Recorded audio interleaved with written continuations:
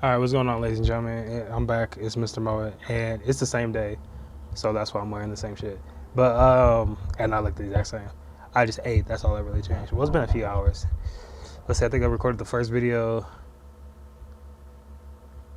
It's probably been like 4 hours, maybe something like that. I just ate. I ate some chicken and mashed potatoes. It was delicious, but that's not what we're here for. We're here for the video. As you probably saw the title.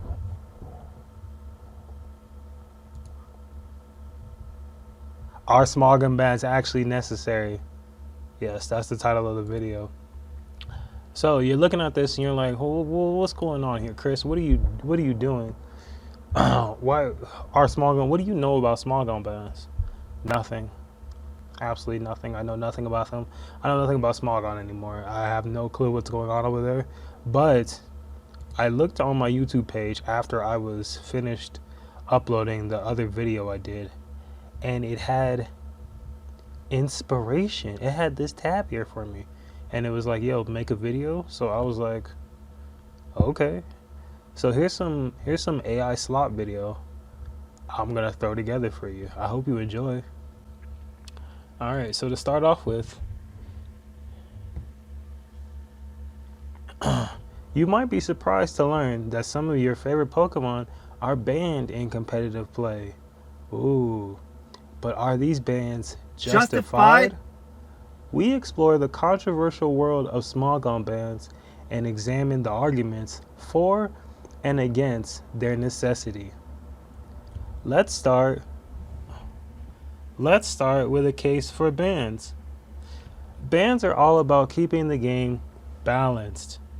When a single Pokemon or strategy completely dominates the latter, it limits viability.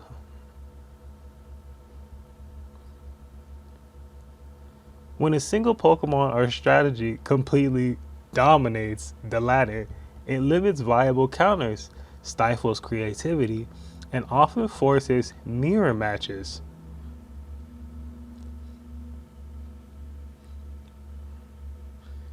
Think Mega Rayquaza or Shadowtail. Oh, get it right. They always said this about you. Think Mega Rayquaza or Shadow Tag Gothitelle. These aren't just strong, they warp the metagame around them. Okay, let's pause from the AI slop for half a second. Now, what they just said here, in my knowledge, my past knowledge, they're not wrong, okay? Obviously they're not wrong. It's a computer, it knows what it's talking about. Mega Rayquaza was game warping. Did they say that? Mega Rayquaza limited viable counters, stifled creativity, and often forced mirror matches. I mean, they're not. This is just true. These are good points. I mean, you gotta ban Pokemon that that force everybody to play around them. You can't be forced to play around, Pokemon that are too strong. It stifles, it limits viable creative counts. By banning certain overpowered elements, Smogon helps preserve diversity.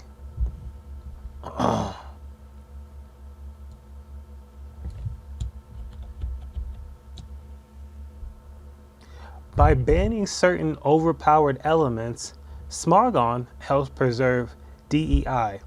Suddenly, players can bring niche strategies, off-meta picks, and creative builds without being steamrolled by the same 3 threats every match. And let's not forget player enjoyment. Nobody wants to feel helpless against a strategy that has no reliable counterplay. Bans can smooth out the competitive experience, making the latter a place for experimentation, not frustration. I like this. Okay, chat GPT. These are some good arguments. Basically, ChatGPT is saying you can't play the game to its full potential because Nintendo is too stupid to balance their game around the singles ladder. Nobody cares about your dumb doubles. Balance the game around singles. Now, flip the coin. Some argue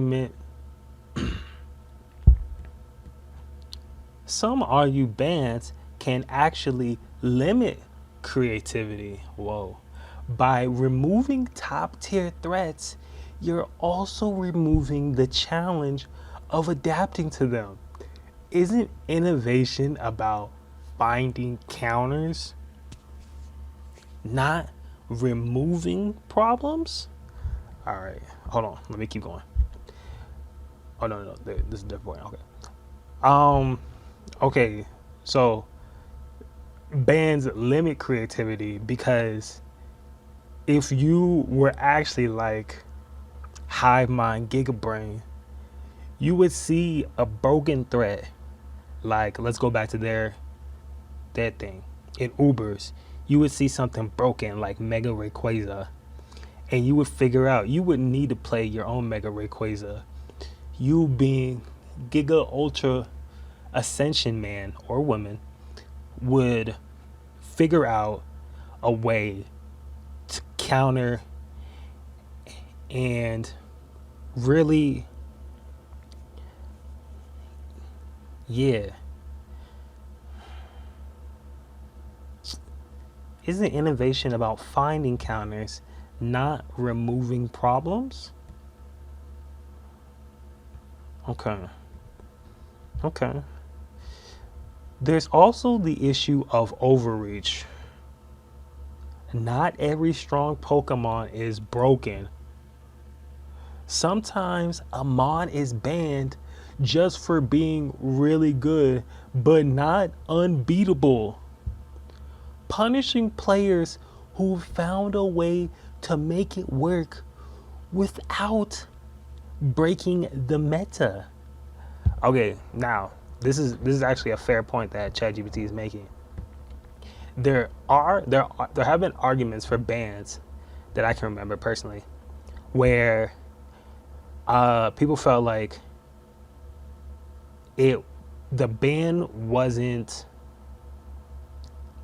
suitable for the top tier competitive players,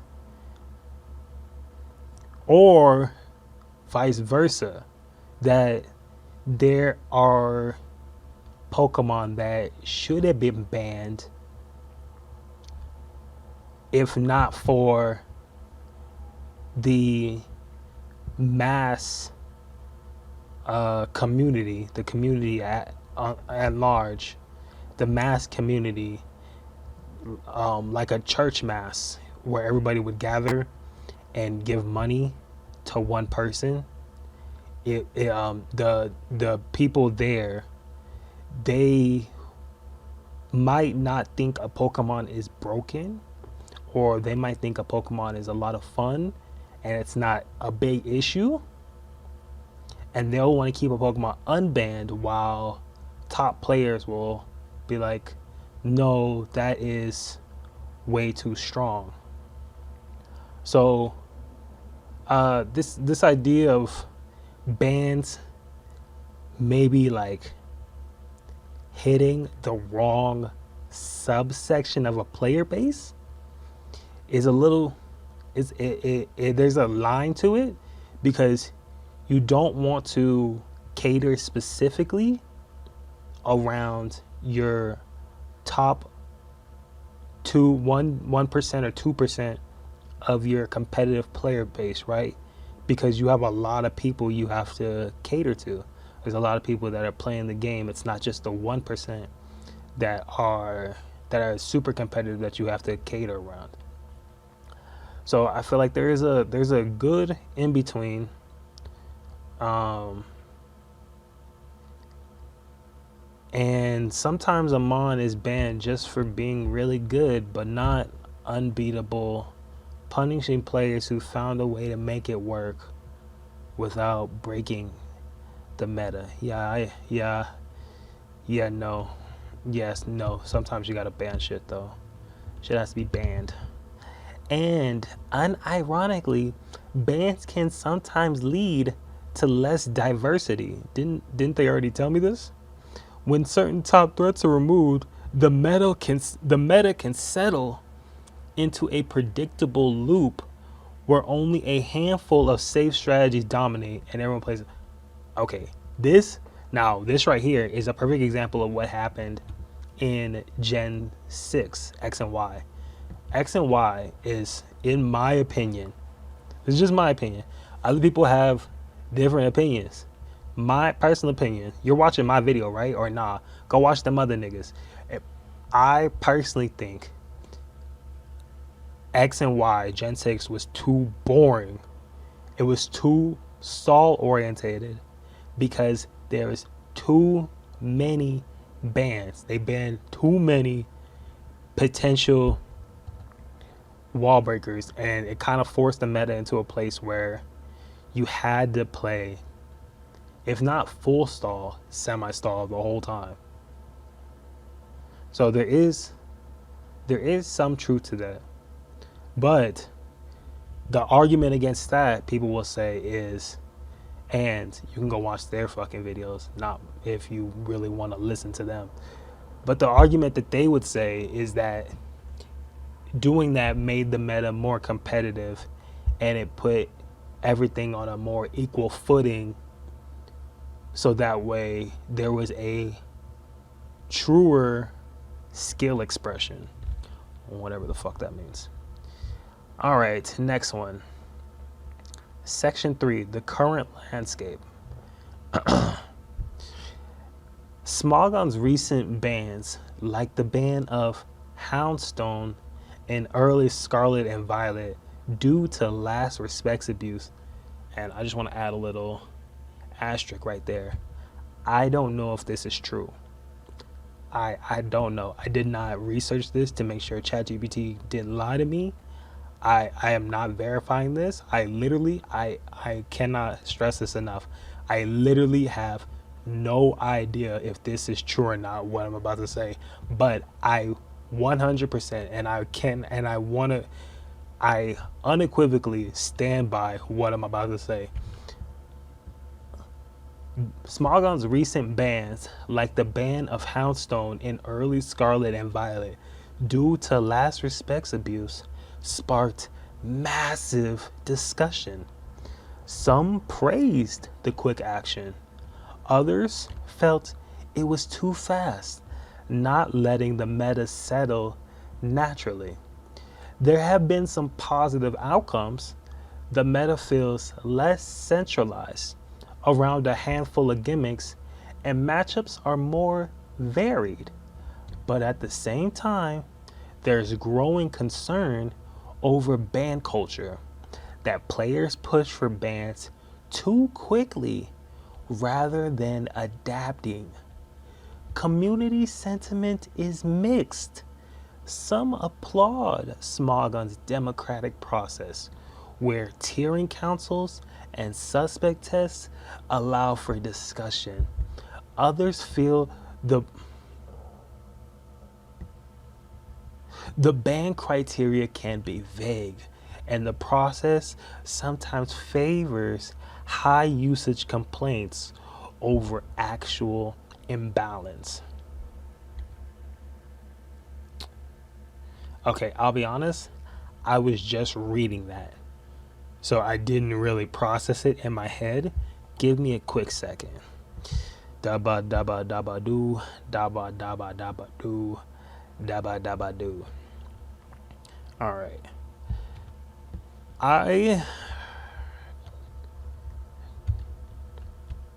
Houndstone banned too quick.